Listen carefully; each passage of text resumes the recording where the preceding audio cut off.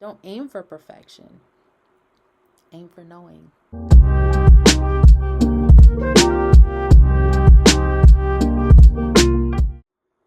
Peace and welcome back to my channel. If you're new here, my name is just Vavi and this is Centered and Unfiltered. This is a space dedicated to exploring the art of balance while embracing the messy, the raw, and the real aspects of our human experience. Here we'll dive deep into conversation about wellness, self-growth, and staying grounded through it all.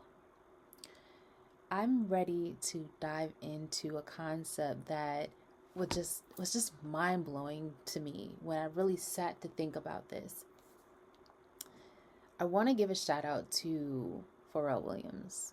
Pharrell Williams is an icon for many reasons, but one thing I admire about him is his introspection. You can tell by the way he answers questions in an interview that he has been introspective. He's taken time to understand his why. Now, this man is 50 years old. He does not look 50 years old. But recently, in a conversation with Rick Rubin, he described the last 10 years of his life. At 40 years old, he was brought to a place in his life where he had to sit back and think about some things. He described music as that thing that was the grounding of his passion, the beginnings, the thing that captivated him and gave way to everything else. He called it a skeleton key. Skeleton keys fit every door, opens every door. So I want to explore that skeleton key. Perhaps we can view self-love as a skeleton key. Because one thing that I know for sure, that we will continue to evolve and there will be so many versions of ourselves that we have to develop a formula that grounds us when things are chaotic and everything's changing, like what brings us back to a core. And we need something that not only grounds us in this formula, but also a formula that allows growth, allows us the space to become, because we're always becoming more and more and more of whom we are meant to be. Now, there is the factor of free will that comes into play. And with free will, we can choose to, what they say, move closer to our desires, our goals, our dreams, who we are becoming, or we can move further away from that thing. Now, the way that life is set up, it seems that, at least in my personal experience, when I set a goal or even a devotion, for those who don't know, I use devotion instead of the word discipline. It's just a little lighter for me. But when I choose a devotion, I feel that instantly I'm tested on how serious I'm going to take myself about that devotion, whether it's dietary or a sleep habit, or, I'm going to choose not to go and do this thing that I've done every day at 5 o'clock. That's my thing. But why not try something different? Or maybe that thing isn't really contributing to my long-term goal. Maybe it's something I picked up when I was a child that I just like to do. But when I was a child, I didn't have the clarity of where I'm going and the goal that I have right now. So I need to put this thing down. Or perhaps see life without it. That maybe if I did reintroduce this thing that I like so much, that I can put it in my life in a new way, with a new lens, a new perspective. Being able to be a self-analyzing being, that I truly understand where I stand with myself before others can come in with their opinions, their influence, their examples, all of the things. So this formula, creating this formula of grounding, what if this is just one of the notches in your self-love belt that helps you understand who you are, whom you want to become, and in the midst of the changes, the waves, and all the things that could occur, you are stable in the thought of that, which becomes your skeleton key. Doors open when you allow room for the changes to truly show itself. Now with change, it's a slippery slope, when you allow your mind to take the reign of things. We can definitely be intellectual beings that set a goal, conquer that goal. But what about the spirit? The spirit to have the will to overcome or to endure or to simply believe. The matter of belief is so powerful. If you believe you can, then you truly, truly lean into that and surprise yourself that you actually can. But on the flip side, if you don't believe that you can do something that you truly desire, but you don't believe it thoroughly, it's rare that someone can do the work for you. I say do it scared. Demystify your limiting belief by attempting to do it anyway. And along the way, use your tools. We have the art of technology at our fingertips. If you have a phone and you have a notes app, literally day by day, you can unpack how you felt about this transition, these changes, these challenges. And one day along the way, say a week later, you can reflect on that entry and see what the challenge was and literally see in real time that you have the will to overcome and you did. Instead of letting that limiting belief become your narrative and you never understand the power of your limitlessness because you didn't try.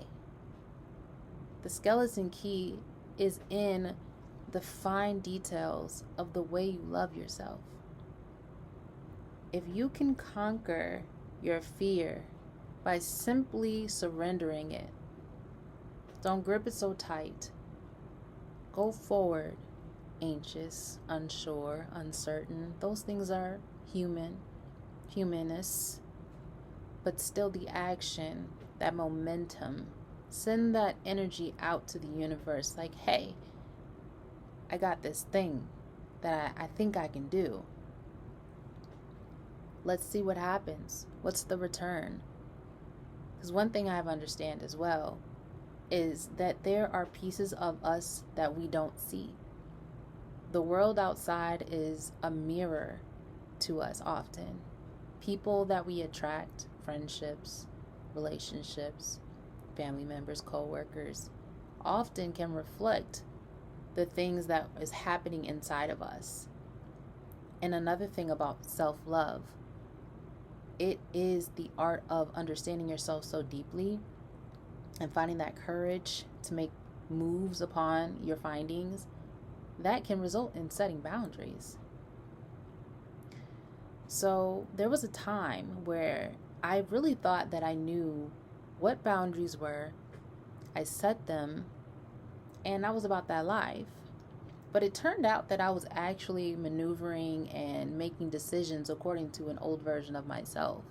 So when there was times for the new version of myself to rise to the occasion, there were more challenges than necessary because I did not move according to this new version of myself. Didn't set the right standard, set the right boundaries.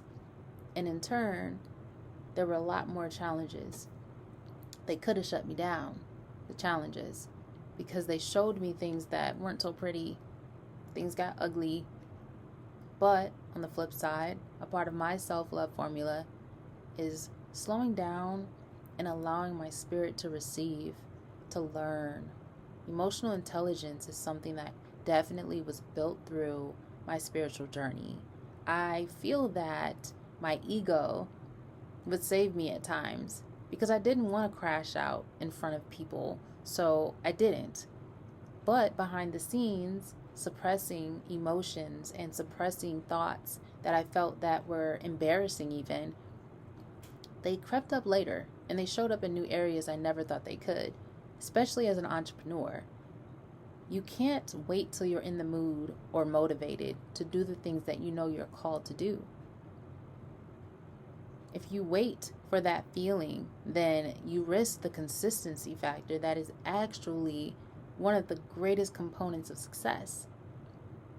If you feel like your consistency is going to be based off of feeling good about that thing, hang it up. Don't do it. Don't do it. Don't even take yourself down that road. Allow yourself to realize that I am purposeful in this thing. I feel passionate about this thing. I'm committed to this thing. And when I don't feel like doing this thing, I will still do this thing. Because I know that at the end of the road, it is going to make me stronger. It's going to make me more sharpened in my skill. It's going to invest toward my inner self-confidence, my matter of belief. If I believe that I can walk and I have on a seatbelt that is fastened, I'm not going to feel like because of the fastened seatbelt is doing its job and whatever things that it was built to do on my lap, that I can't walk anymore. I would have to do my due diligence to myself and my ability to walk to make it certain that I can carry forth in the action that I know I'm capable of doing. If that makes sense. You have to position yourself to win, which is another form of self-love. Because everyone isn't going to do the work for you. They may not even believe as deeply in your abilities. Now, there are scenarios where people can come and see the potential that you have more than you can. Take note of that, because depending on the person, they may encourage you, they may tell you what they see, or they may feed your insecurities, feed your doubt in hopes that you won't surpass them. Unfortunately, that exists as well.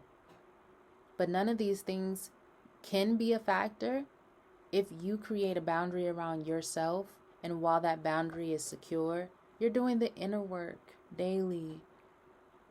And it's not so much of a heavy task as it may seem, but in the beginning it may be a little uncomfortable to unpack and decide, well, this is who I want to be. And this is what it's going to take to become who I want to be. But let me tell you this by experience. You can aim to become this version of who you want to be and become immersed in the process, immersed in the commitments, showing up every day, even when it's hard and it's pulling at you in ways that you don't like. But before you know it, the things that used to trip you up, the things that may have once been just grueling for you, may not even be that bad. There's new challenges. There's new versions. But now you have a new strength, a new vision, a new lens of where you are in your path. Because let me tell you this little secret. The journey is never done. No.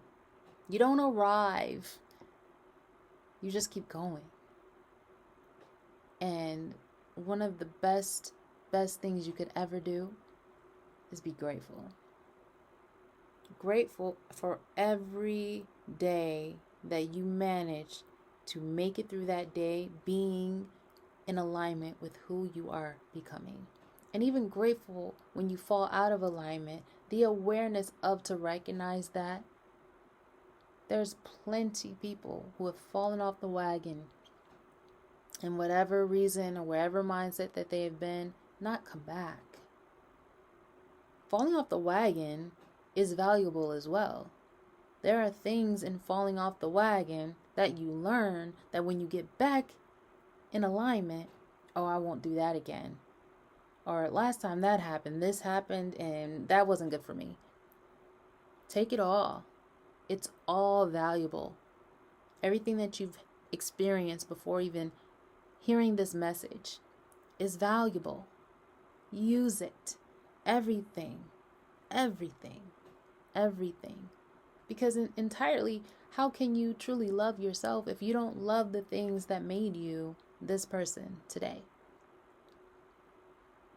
So your skeleton's key is being formed right now as you become aware, okay, self-love is the key, is the skeleton key.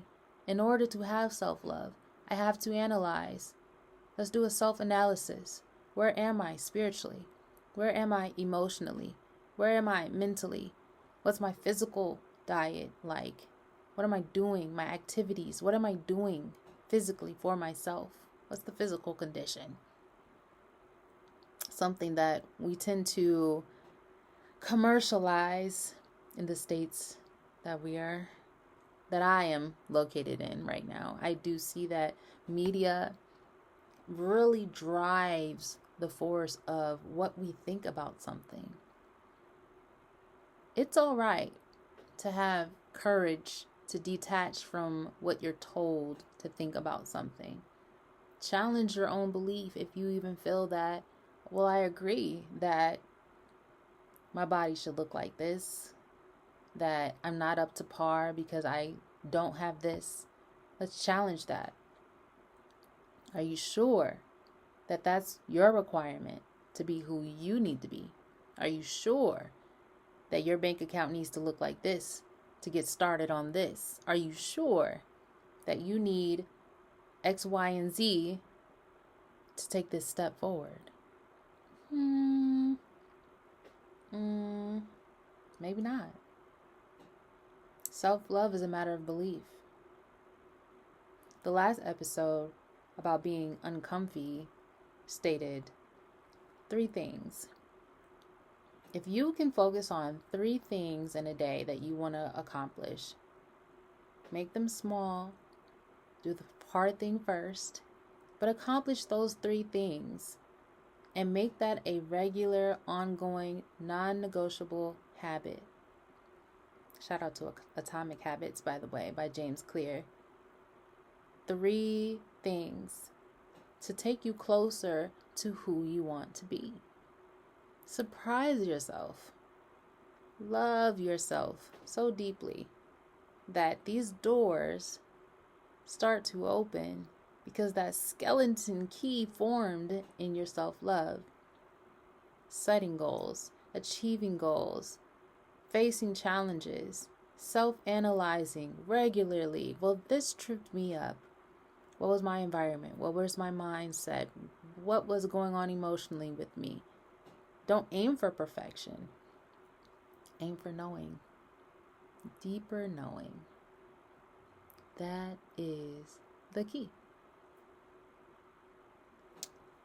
Thank you guys for joining me today for this conversation. It hits a little deeper than you know. Stay tuned for a story time on this channel. But until next time, I pray that you guys can align with who you're meant to be and who you're becoming while accepting who you've been. Because here in this moment, you're right where you're supposed to be. So until next time, I'm wishing you all love and light and progress. This is Centered and Unfiltered.